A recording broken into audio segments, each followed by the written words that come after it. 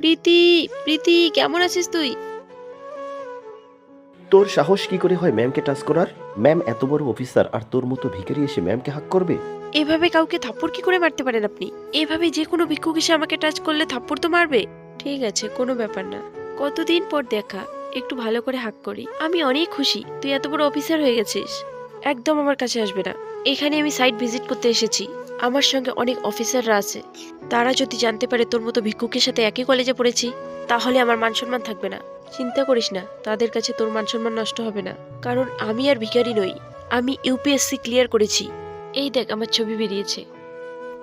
এখন তোর মতো আমার কাছেও সরকারি গাড়ি থাকবে, ওনার মতো একজন পার্সোনাল অ্যাসিস্ট্যান্ট।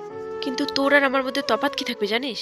আমার সাথে যদি কোনো গরিব বন্ধু বান্ধবের দেখা হয়, আমি তাদেরকে কখনো অসম্মান করব না। কারণ বড় মানুষ তো অনেকেই হতে পারে, কিন্তু ভালো মানুষ কয়জন হতে পারে?